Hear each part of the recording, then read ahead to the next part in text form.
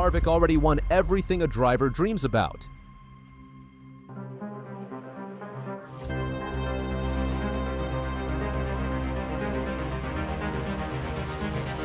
Championships, respect, a legacy that was secure the moment he stepped out of the car. So why did he choose a small, short track instead of an easy retirement? And why are fans calling this move the most important thing he has ever done? On January 24th, a quiet but powerful shift happened in American short track racing. Kevin Harvick, a NASCAR champion and one of the most respected drivers of his era, officially launched a new chapter at the Bullring at Las Vegas Motor Speedway.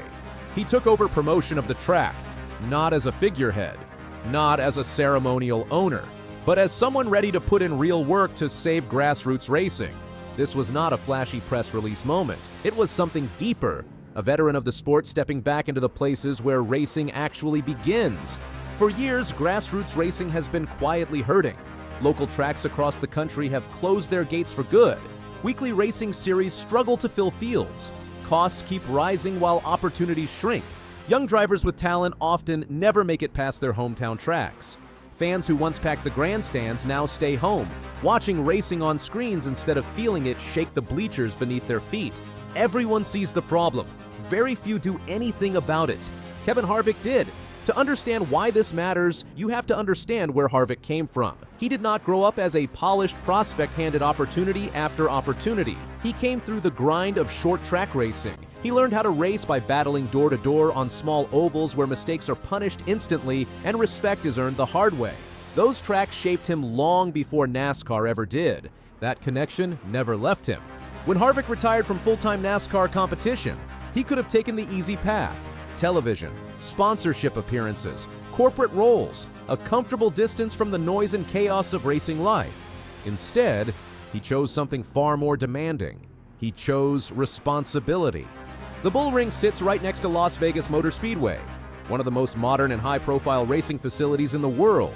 On one side, cup cars, national broadcasts, and massive crowds. On the other, a short track that represents the roots of the sport. The contrast could not be clearer. By stepping into the Bullring, Harvick sent a message. Big-time racing does not survive without local racing. Talent does not appear out of nowhere. Fans are not born in corporate suites. They are created on Saturday nights at tracks like this. The first night of the new era mattered.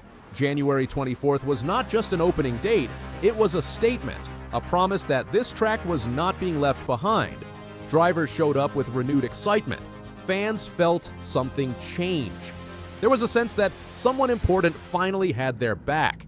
Harvick is investing something far more valuable than money. He is investing time to listen, time to understand what local racers actually need, time to build something sustainable instead of chasing quick headlines. That is why the story spread so fast. Fans quickly latched onto a single idea: the savior. It was not a title Harvick gave himself.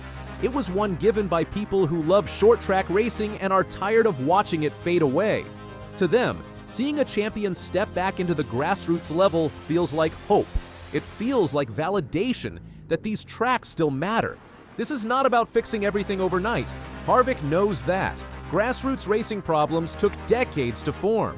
Rising costs, fewer sponsors, competing entertainment options, changing lifestyles. No single person can reverse all of it instantly, but leadership matters, credibility matters. When Kevin Harvick puts his name behind a short track, people pay attention. Drivers want to race there. Parents believe it is worth bringing their kids. Sponsors see value again.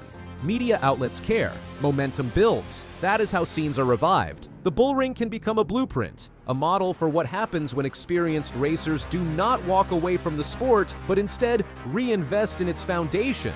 If this works, it challenges other retired stars to think differently about their role after their driving days end. Harvick understands something many people forget. NASCAR was not built by billion-dollar teams and massive facilities. It was built by dusty fairgrounds, local promoters, families hauling race cars on open trailers, crowds who showed up week after week because it felt like their community. Those places are disappearing. If they vanish completely, the sport loses more than tracks. It loses identity. Harvick has spoken before about wanting to protect the future of racing.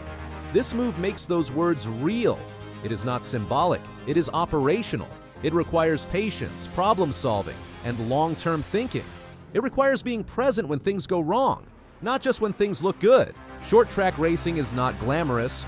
Weather ruins nights, cars break, tempers flare, margins are thin, success is fragile. Stepping into that environment after reaching the highest level of the sport shows genuine commitment. For fans, this story hits emotionally. They remember watching Harvick race on Sundays. Now they see him walking the pits on a Saturday night, talking to local drivers, working with officials, and trying to make something better. It feels like a legend coming home. That is why the savior narrative resonates. It is not about worship. It is about relief. Relief that someone with power and influence actually cares. The Bullring now carries expectations. People want it to succeed. They want packed grandstands, full fields, young drivers earning real chances. They want proof that grassroots racing can still thrive, if given the right leadership. Harvick is not promising miracles. He is promising effort. And effort is what grassroots racing has been missing. This new era is just beginning. There will be challenges, there will be mistakes, there will be nights that do not go as planned. That is part of racing. What matters is that someone is finally willing to stand in the middle of it and take responsibility. Kevin Harvick already won championships. He already secured his place in NASCAR history. What he is chasing now is something different, something quieter, something harder. He is trying to save the places where racing dreams begin. If the Bullring succeeds, the impact will go far beyond Las Vegas. It will send a message to every struggling short track in the country that survival is still possible. It will prove that local racing is not outdated or irrelevant, but simply neglected. For too long, the conversation around racing's future has focused on television contracts, corporate partners, and national exposure. Those things matter, but they are not where racing begins, and they are not what keeps it alive at its core. The heart of the sport lives in places like this. It lives in families loading race cars late on Friday nights. It lives in young drivers learning racecraft the hard way, with fenders inches apart and consequences that are immediate. It lives in grandstands filled with regular people who come back week after week because they feel connected to what they are watching. When those places disappear, racing loses its pipeline, its personality, and its soul. A successful Bullring would challenge the idea that grassroots racing is doomed. It would show that with the right leadership, the right priorities, and genuine care, local tracks can still be relevant and exciting. This is why the story resonates so deeply with fans. It feels like someone finally chose responsibility over distance. It feels like someone with credibility decided that the next generation matters more than personal comfort. That is why this story matters. Not because a champion returned to the spotlight, but because he chose to stand under the track lights, shoulder the risk, and help rebuild something that racing cannot afford to lose.